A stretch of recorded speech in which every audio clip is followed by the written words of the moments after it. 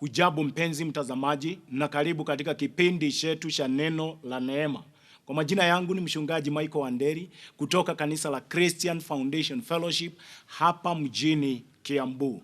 Ninakuletea hili neno ambalo linaweza likakutengenezea njia, na kuletea hili neno ambalo ni la tumaini, hili neno ambalo linaweza likakujenga msingi ulio bora wa imani. Ninapenda neno la Bwana kwa sababu imeandikwa ya kwamba mambo yote yatapita, lakini neno litaweza kusimama. Pia imeandikwa ya kwamba men shall not live on bread alone but by every word that proceeds from the mouth of the Lord. Naamini ya kwamba hili neno ambalo Mungu amenipatia, ameweka kwa moyo wangu kupitia kwa Roho wake Mtakatifu, ni neno ambalo litakutengenezea njia mahali ambapo hakuna njia, na mahali ambapo mapito yamefungwa, hili neno litakufungulia katika jina la Yesu Kristo. Kumbuke pia imeandikwa kwenye kile kitabu cha Isaiah chapter 55 ya kwamba kila neno ambalo Mungu amelituma lazima likatende kile ambacho limetumwa kutenda. Every word that was sent to us, it must fulfill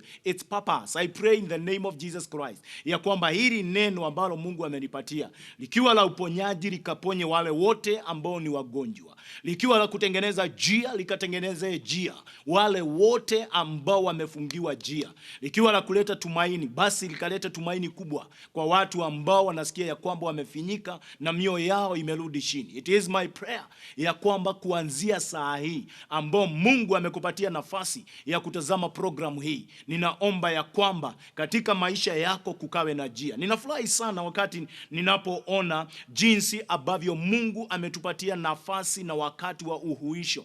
Maana imeandikwa kwenye kile kitabu cha Psalms 36 and verses 9 ya kwamba Mungu atatupatia nafasi ya kukunywa kwenye chemchemi ya uhai. Usikie, imeandikwa Mungu atatupatia nafasi ya kukunywa kwenye chemchemi ama mto wa furaha. Ujue hivyo, usikie kutoka siku ya leo kuna mto wa furaha, kuna chemchemi ya furaha. Wakati ambao mambo yako mazito, kwa wakati kama huu ambao tunajua katika dunia mzima tumelemewa na magonjwa ya COVID, tumelemewa na shida zingine tofauti, hata katika taifa letu la Kenya kuna mambo tunaweza tukahesabu na tukasema ya kwamba haya yamekuwa mzigo mzito kwetu, yamekuwa jambo ambalo ni nzito sana kwetu. Number one, magonjwa ambayo yamesababisha biashara kuenda chini, kama vile ambavyo navyosema ushumi kuenda chini pia. Na pia tunajua ya kwamba kumetokea juzi spirit ya watu kumwagana damu, watu kuuana. Nasikia familia hii, sijui huyu ameua huyu, sijui nani ameua nani. Hii roho yote ambayo inaonyesha ya kwamba ni kama kwamba kuna giza, Mungu anaenda kutupatia tumaini mpya. Mungu anaenda kutupatia nuru katika jina la Yesu Kristo. Wamtumainio Bwana hakuna wakati wataaibika. Imeandikwa nalo jina la Mungu ni ngome imara, na wale wanaokimbia wanaingia ndani yake hawaibiki. Hatutaaibika milele, kwa sababu siku yetu ya kesho ni bora zaidi kuliko siku ambazo zimepita. Mwaka huu ambao Mungu ametupatia 2021 ni bora zaidi kuliko 2020 in the name of Jesus Christ. Tumeingia katika mwezi wa 5. Mwezi huu utakuwa bora zaidi kuliko mwezi ambao already umepita, mwezi wa 4. Funguka uweke tumaini lako. Funguka ukaweze kuona ya kwamba Mungu yuko pamoja nasi katika mambo yote. Ametuongoza katika ushindi mkubwa. Ndio kuna uwezekano kuwe watu wanasema hili limetendeka, hili litatendeka, lakini macho yetu yako kwa Bwana. Daudi akasema wakati mmoja, nimeinua macho yangu nitazame kwenye milima, hata katika milima mitakatifu. Je, msaada wangu utatoka wapi? Daudi akasema ya kwamba msaada wangu unatoka kwa Bwana. Kama wewe msaada wako unatoka kwa Bwana, basi hauwezi ukaibika. It is my prayer in the mighty name of Jesus, katika mwezi wa 5 ambao Mungu ametupatia, hakuna mtu ambaye ataingizwa kwa aibu kwa sababu ya vile mambo yamerudi chini. Najua kuna watu wamesongwa na maloni, najua kuna watu wamesongwa na madeni, najua kuna watu wamesongwa na biashara kuenda chini, najua kuna watu wamesongwa kwa ajili ya kufutwa kazi, lakini ningetaka nikuambie Mungu yuko na atafanya kuwe na njia. Inasema ya kwamba there is no temptation that has come upon our life, ambayo Mungu hajapatiana njia ya kutokea. In every temptation that comes in our life, there is a remedy. Kuna njia ya kutokea. There is a way out. It is my prayer, the Lord Almighty God will touch your eyes, will open your eyes to see the remedy ambayo Mungu ameiweka ya kutokea juu ya majaribu yote ambayo yametupata. Kuna njia moja ambayo ningetaka nikufundishe, na hii ikaweze kusaidia maisha yako. Kuna njia moja ambayo wakati mambo yamekuwa mazito, Mungu ametushagulia kwa Biblia, tunaweza tukapitia kwa hiyo njia. Na hiyo njia ile ni ya kufunga, kula chakula na kuomba. Usikie vizuri, ni kufunga, kula chakula na kuomba. Wakati mwingi unakuta ya kwamba wakati watu wanapitia kwenye mambo mazito, wanakosa kutafuta njia, wanakosa kutafuta nafasi ya kufunga, kula chakula ili wamuombe Mungu mambo yakawe rahisi. Ningetaka niwaambie ni njia Mungu ameichagua. Kati mmoja, mtu mmoja mwanaume mzee amekuja kwa Yesu Kristo. Imeandikwa kwenye kile kitabu cha Matthew chapter 17. Amekuja kwa Yesu Kristo na ameleta pamoja naye kijana wake. Amepiga magoti mahali pale, ameworship mahali pale, amemwambia Kristo, nihurumie, pia uhurumie mtoto wangu, ambaye huyu kijana amepagawa na pepo ambayo kwa wakati inamuweka kwa maji alafu inamtupa kwa moto. Imekaribia kumuua, na kwa hivyo ninakuomba ukamhurumie. Kutoka asubuhi nimeletea wanafunzi wako, lakini hawakuweza kunipatia suluhisho. Jawabu haliko. Na kwa hivyo Yesu Kristo akaangalia halaiki ya watu ambao walikuwa wameungana mahali pale, akawaambia ya kwamba how small is your faith, na pia akawaongea kidogo juu ya imani. Lakini mwishowe Biblia inasema akakemea ile pepo ya kifafa na ikaondoka ndani ya yule mtoto, na mtoto akawa huru, yule kijana akawa huru. Alafu wanafunzi wakagojea. Wakati Yesu alienda faragani, akaenda mahali na solitary place, akiwa peke yake, wakamkuta mahali pale, wakamuuliza swali, wakamuuliza ya kwamba sisi hatungeweza. Kwa nini sisi hatungeweza kutoa ile pepo? Tumeng'ang'ana nayo kutoka asubuhi mpaka saa hii, sisi hatukutoa ile pepo, hatukuweza kupatiana jawabu. Yesu Kristo akawaeleza, mstari wake wa 21 akawaeleza ya kwamba aina hii haiwezi ikatoka ila kwa maombi mengi na kwa kufunga, kula chakula. In short, Jesus was telling them there are some situations, there are some circumstances that are very hard katika maisha. They are very tough katika maisha, na haiondoki tu. Zingine huwa zinakataa kuondoka. Zingine zinakatalia kuondoka, hata zikikemewa, hata zikiambiwa nini, zinakataa. Na diposa Yesu akawaeleza ya kwamba kuna hali gumu kama hizi, kuna aina kama hii ambayo ni ya pepo, kuna aina kama hii ambayo ni ya shida, haiwezi ikaenda ila kwa kuomba na kufunga, kula chakula. Na kwa hivyo ujue ya kwamba kuna mambo katika maisha yako ya kibinafsi.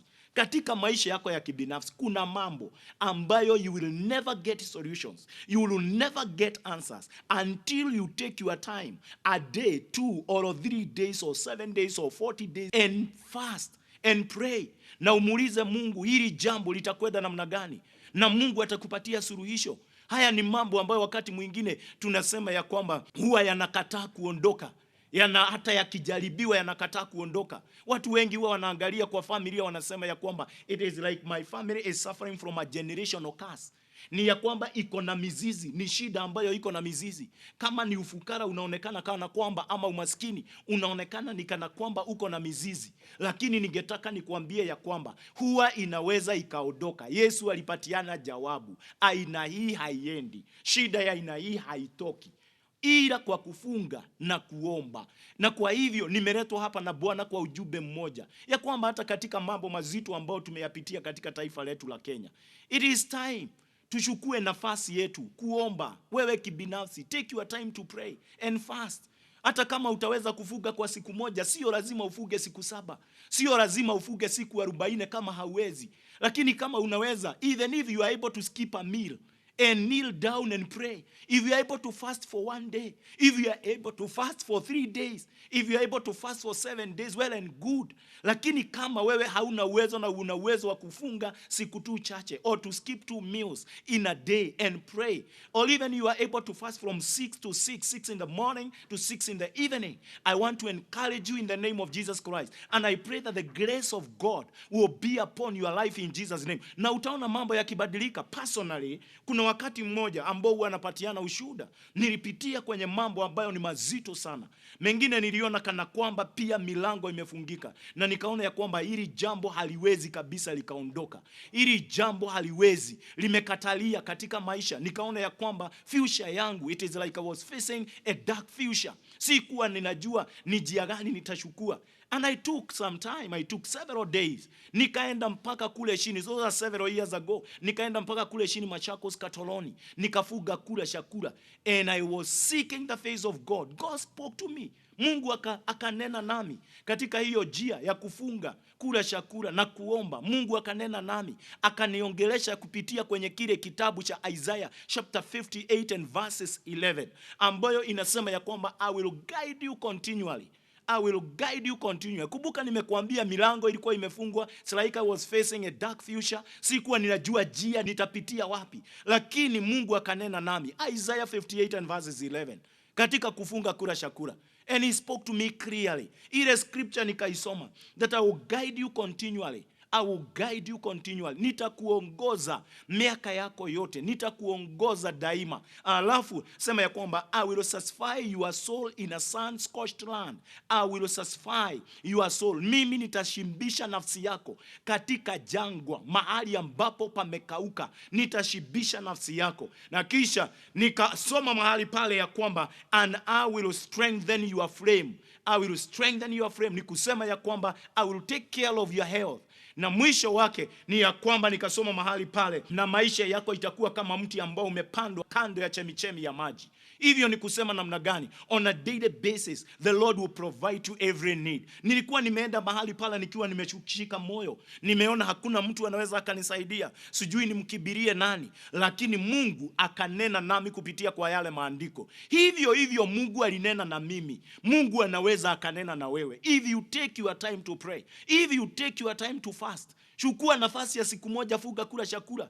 Right, mimi nilisikia nimehuishwa. I felt encouraged. I felt strengthened. I felt the comfort of the Holy Spirit. Nikisikia kwa masikio, nikijisomea ya kwamba the Lord will strengthen my frame. The Lord will guide me continually. Ya kwamba kila mahali ambapo nitakapoenda Mungu ataniongoza. Ya kwamba Mungu will satisfy to every need.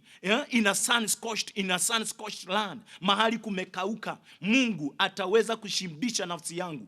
Ninaomba katika jina la Yesu Kristo. Na hivyo ninaomba kwa sababu la andiko lile liko uhai. Hilo andiko liko uhai. Isaiah 58 and verses 11. Ninaomba ikafanyike kwako katika jina la Yesu Kristo. May God Almighty God, just like he promised unto me, and from that time amekuwa akiniongoza. May the Almighty God, may the Lord God guide you continually in the mighty name of Jesus Christ. And may he in the mighty name of Jesus Christ, the Almighty God, satisfy your soul in a sun-scorched land. Hata katika nchi kama hii ambayo tunaambiwa ushumi umerudi chini, biashara zimerudi chini, watu wamefutwa kazini kwa sababu ya magonjwa. May Lord satisfy, may the Almighty God satisfy your soul in the name of Jesus Christ in our nation, in the mighty name of Jesus Christ. May the Lord strengthen your frame. Hivyo ni kusema ya kwamba Mungu akakupatie afya katika jina la Yesu Kristo, na Mungu wa Israeli akafanye ukawe kama mti ambao umepandwa kando ya chemichemi ya maji katika jina la Yesu Kristo. Ninaomba ya kwamba haya ikuje kutendeka. Kabla nimaliza programu hii, nitapata nafasi ya kuombea wale wote ambao haujiamini Bwana ukapate kuamini Mungu akakuinue katika kiwango kingine. Hata kama unapitia kwenye mambo mazito, akakunasue kutoka mateso ya uzito katika jina la Yesu. Nitaomba kuwe na neema katika taifa la Kenya juu ya maisha yako pia vile. Kufuga kula chakula, tafuta siku moja mwezi huu, tumeingia mwezi wa 5, tafuta siku moja ama 2. Naomba neema itakuwa juu ya maisha yako. Vile nitaombea watu wale wote ambao ni wagonjwa, manake Mungu amepatiana kipawa. Magonjwa yote nitakayoyataja, hata yale sitayataja, Mungu akawaponye katika jina la Yesu Kristo. Kukawe na njia mahali ambapo hakukuwa na njia. Si imeandikwa ya kwamba he sent his word and healed the sick? Ninaomba Psalms 107 and verses 20, alituma neno lake likaponya wale wote walikuwa wagonjwa, likatendeke juu ya maisha yako. Na mwisho kabisa nitaombea watu wale Mungu amewapatia mzigo wa kujitolea sadaka, zaka zao, fungu lao la 10. Kuna nambari za till number na M-Pesa nimekuwekea mahali pale. Nitachukua pesa zako, nitalipia programu hii, nitaendelea kukupatia neno ambalo ni la tumaini katika jina la Yesu Kristo. Ninaomba ya kwamba hii kuja kutendeka. Ninawafundisha hivi kwa sababu kuna wakati wana wa Israeli walikuwa wamekaliwa kimabavu. Wana wa Israeli walikuwa wamekaliwa kimabavu na Wafilisti. Na neno la Bwana inasema huu ulikuwa ni wakati wa kuongozwa. Wao walikuwa naongozwa na kiongozi mmoja na nabii mmoja ambaye alikuwa anaitwa Samueli. Imeandikwa kwenye kitabu cha 1 Samuel chapter 7. Neno la Bwana linasema Wayahudi wote, Waisraeli wote wakakuja kwa Samueli, wakamwambia tulilie mbele za Bwana kwa sababu Wafilisti wamepanga jama, hata wameingia katika battlefield wapigane nasi. Na basi Samueli akawaambia akiwa nabii wa Mungu, akawaambia nyinyi nyote wakubwa na wadogo, viongozi wa kila aina, njooni katika Mizipa tuweze kutafuta Bwana. Neno la Bwana linasema wote wakaenda Mizipa, na maana pia walihitaji wajitolee sadaka zao na hawakuwa na kitu chochote. Walikuwa wamekaliwa na Wafilisti hivi kwamba they could not even afford an offering, a coin, a silver coin hawageweza, or a bronze coin hawageweza. Na kwa hivyo walibeba maji na mitungi na vibuyu, wakaimwaga mbele za Mungu katika ule uwanja wa Mizipa, na wakasema hii ndio sadaka yetu. Maji, walishota maji wakabeba tu, wasiende mbele za Bwana, ama mradi tu wasiende mbele za Bwana mikono mitupu, maana imeandikwa do not go before the Almighty God empty handed. Walibeba maji na mitungi wakaimwaga. Naye Biblia inasema Samueli alikuwa na sadaka ya mtoto mwana kondoo wa kunyonya, ndiye aliyemwekelea kwenye jiwe, akamtoa kama sadaka ya kuteketeza. Wana wa Israeli wakafuga kula chakula siku hiyo mzima. Saa hiyo katika uwanja wa vita Wafilisti wamejaa. Neno la Bwana linasema ya kwamba wao wakafunga the whole day, wamefunga kula chakula, wamemwaga offering yao, maji yao wamejitolea. Neno la Bwana linasema vizuri ya kwamba naye wakati Samueli alikuwa anajitolea mwana kondoo wa kunyonya, amemweka mahali pale sadaka ya kuteketeza, God thundered from heaven. Na neno la Bwana linasema ya kwamba hiyo sauti ya kutoka mbinguni ikafanya kuwashanganya, confused the Philistines, until the Bible says wao wote wakawa confused, wakapigwa na wana wa Israeli mpaka wakaisha. Kwa nini Mungu aliwapatia ushindi? They took their time to fast. Walienda kwa nabii wakamwambia usikose kutuombea, lakini pia walifuga kula chakula the whole day. Alafu neno la Bwana inasema mwana kondoo wa kunyonya, Samueli akajitolea mahali pale kama sadaka ya kuteketeza. Mungu akasikia ombi lao. Ninaomba Mungu akasikia ombi la kila mmoja ambaye atakayechukua nafasi yake kufuga kula chakula katika jina la Yesu. Mwezi huu Mungu akakufungulia milango ambayo iliyofungwa vizazi na vizazi, milango ambayo iliyofungwa ya shaba, Mungu akakufungulie malango ya chuma katika jina la Yesu Kristo. I pray in the mighty name of Jesus that this month in the name of the Lord will be a month of favor. The favor of God will be upon you if only you will take a step of faith. Uchukue nafasi ya kufuga kula chakula na kutafuta uso wa Bwana katika jina la Yesu Kristo. Niko na nafasi hii Mungu amenipatia sasa ya kukuombea wewe ambaye haujiamini. Nataka nipate nafasi ya kukuombea na Mungu akaweze kukubariki. Wewe ambaye haujiokoka, sema nyuma yangu: Bwana Yesu, nimekuja mbele zako, nisamehe dhambi na makosa. Andika majina yangu kwenye kitabu cha uzima. Kuanzia siku ya leo mimi ni kiumbe kipya katika Kristo Yesu. Mungu akakubariki. Neema ya Bwana ikawe juu ya maisha yako. Na ninaomba ya kwamba kuanzia siku ya leo wema wa Bwana ukawe juu yako. Ninaomba kuanzia siku ya leo hautafuatwa na laana ambazo hufuatana na wenye dhambi katika jina la Yesu Kristo. Nataka niombe kwa sababu ya watu wote ambao ungetaka hii neema. Na ninaomba ya kwamba hii neema ikawe juu yako ya kufuga kula chakula. Na wale wote ambao mnaenda kufuga kula chakula, Mungu akawafungulie milango. Ninaomba kama kuna kongwa ya kila aina ikavunjike, because the Bible says and the anointing shall break the yoke. Naomba yale mafuta Mungu amenipatia yakavuje nira katika maisha yako. Baba, katika jina la Yesu Kristo, ninaomba Bwana kwa sababu ya mtazamaji, ya kwamba Mungu unaenda, Mungu wa Israeli Bwana, kufungua mlango ambao uliofungika vizazi na vizazi katika jina la Yesu Kristo. Unaenda kuvuja kongwa za kila aina katika jina la Yesu Kristo. Kwa ajili ya Bwana, unasema watu wako wakifunga kula chakula, Mungu wa Israeli Bwana, utaweza kuwashimbisha katika nyakati za ukavu. Ninaomba ikawe hivyo katika jina la Yesu Kristo. Ninaomba mfalme wa wafalme, hata wale wote ambao wamefungwa na verbal curses, maneno ya kutamkiwa, ninaomba katika jina la Yesu Kristo yakakose nguvu katika jina la Yesu Kristo. Ninaashiria wale wamefungwa na madawa ya kulevya na pombe, wale wote ambao wamefungwa na ukahamba, katika jina la Yesu Kristo ninaomba ya kwamba wakafunguliwe, wakaende huru katika jina la Yesu Kristo. Wale wamefungwa na maroho ya uwaji na umwagikaji wa damu na kuuana, katika jina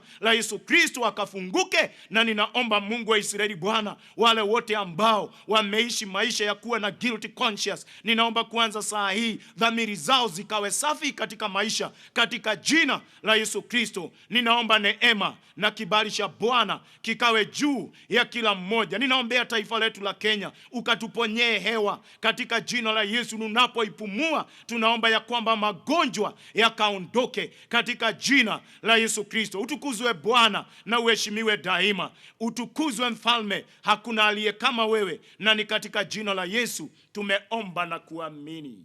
Amen. May God bless you so much. Sasa umefunguliwa. Kazi yako imefunguliwa. Haujafungwa tena na umaskini. Haujafungwa tena.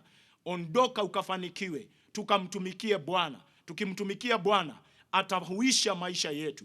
Ninataka niombe wale wote ambao ni wagonjwa. Kama ugonjwa umeingia kwa damu, jiweke mkono kwa kichwa. Wale ambao magonjwa yako kwa kiungo kimoja, jiweke mkono. Mimi nakuombea neema ya Bwana, na ninaomba neno la Bwana likatimie. Alituma neno la likaponya wale wote walikuwa ni wagonjwa. Baba, katika jina la Yesu Kristo, wewe neno lako linasema ulituma neno na likaponya wale wote walikuwa ni wagonjwa. Ninaomba katika jina la Yesu Kristo, wale wamesukumwa mpaka karibu na malango ya kaburi, ukawakomboe katika jina la Yesu Kristo. Naomba wale ambao wamesukumwa na diabetes, ukawaponye katika jina la Yesu. Wale wamesukumwa na arthritis, ikaondoke kwa ule mwili katika jina la Yesu Kristo. Ninaomba Mfalme, wale wote wamesukumwa na hypertension, wale wamesukumwa na high blood pressure and low blood pressure, I command it now in the mighty name of Jesus, iwaondoke katika jina la Yesu Kristo. Wale wamesukumwa na magonjwa ya stroke, mwili yao ikapate joto katika jina la Yesu Kristo. Wale waliovunjika mifupa yao kwa ajili ya maajali, mifupa ikashikane na mifupa katika jina la Yesu. Nyama zikashikane na nyama katika jina la Yesu Kristo. Ninaomba Mfalme wa wafalme, wale wote ambao wamesukumwa na kansa ya mifupa, ikaondoke katika jina la Yesu. Kansa ya damu ikaondoke, kansa ya matiti, kansa ya ulimi ikaondoke katika jina la Yesu Kristo. Kansa za kila aina, ninaomba kuanzia siku ya leo ziondoke katika jina la Yesu Kristo. Ninakemea HIV and AIDS in the mighty name of Jesus. Virusi vikaondoke kwa ile damu, na katika jina la Yesu Kristo maufimbe ya kila aina ikayeyuke kama mishumaa katika jina la Yesu Kristo. Ninaomba fibro zikakauke. Wale wameteseka na magonjwa ya figo, ninaomba katika jina la Yesu Kristo ukawaponye. Wale wamesumbuka na magonjwa na homa za kila aina, ninaomba katika jina la Yesu Kristo ukaponye TB katika jina la Yesu Kristo, ukaponye pneumonia katika jina la Yesu Kristo, ukaponye COVID-19 in the name of Jesus Christ. Maana yote yanawezekana kwako. Utukuzwe Bwana na uheshimiwe daima. Wale wote wamesumbuka na allergy, ninaomba Bwana ukawaponye hata magonjwa ya gozi katika jina la Yesu Kristo. Utukuzwe Bwana. Naombea wazee wote, ukawaponye magonjwa ambayo inaitanishwa na wazee, magonjwa inaitanishwa na wamama, ukawaponye magonjwa inaitanishwa na watoto, ukawaponye katika jina la Yesu Kristo. Ninaomba kuanzia siku ya leo hewa hii yetu ikajae uponyaji katika ile nyumba in the name of Jesus. Katika ile hospitali, hewa mzima, hewa yote ikajae uponyaji, watu wako wakapone katika jina la Yesu Kristo. Ninakuinua Jehova Lava, utuponyae magonjwa yetu yote. Utukuzwe Bwana na uheshimiwe daima. Katika jina la Yesu tumeomba na kuamini. Amen, amen. Tukimtumikia Bwana ataweza kubariki mkate wetu na maji yetu, ataondoa magonjwa katikati yetu. Na kwa hivyo ninaomba tuweze kumtumikia Bwana. Mungu akawabariki, neema ya Bwana ikawe juu yenu. Wakati unataka niombee watu wale wote wanaojitolea sadaka zao. Wewe umesikia ya kwamba ungetaka kujitolea pesa zako kusupport programu hii. Mimi nitachukua pesa zako, nitalipia programu hii, nizidi kuleta neno la tumaini kwa maisha yako. Na kwa hivyo unaweza ukatumia nambari ambazo nimekuwekea pale za M-Pesa number, za till number. Unaweza ukazitumia na Mungu atakubariki. Biblia inasema ya kwamba in the book of Deuteronomy chapter 8 and verses 18, tuweze kumkumbuka Bwana, maana ni yeye utupatia uwezo na nguvu za kuwa na utajiri.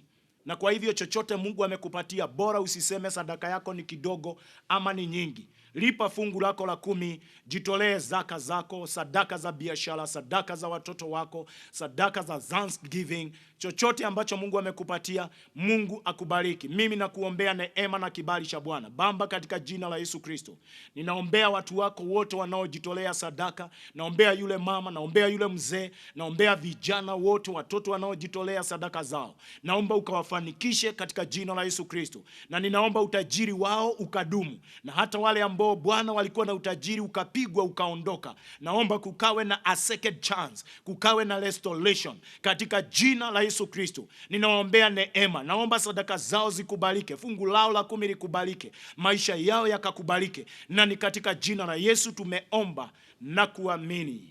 Amen. May God bless you. Unapoendelea kujitolea sadaka zako, Mungu akakubariki. Mimi nimekuwa pamoja nawe, ni Bishop Michael Wanderi kutoka kanisa la Christian Foundation Fellowship hapa mjini Kiambu. Nikisema Mungu akakutangulie, wema na fadhili za Bwana zikakufunike. Usitanguliwe na wachawi na waganga, usitanguliwe na mikosi na mikasa na kisilani na nuksi za kila aina. Utanguliwe na wema wa Bwana. Mkono wa Bwana ukawe pamoja nawe. Shalom, shalom. Neno la neema tunapona, twainua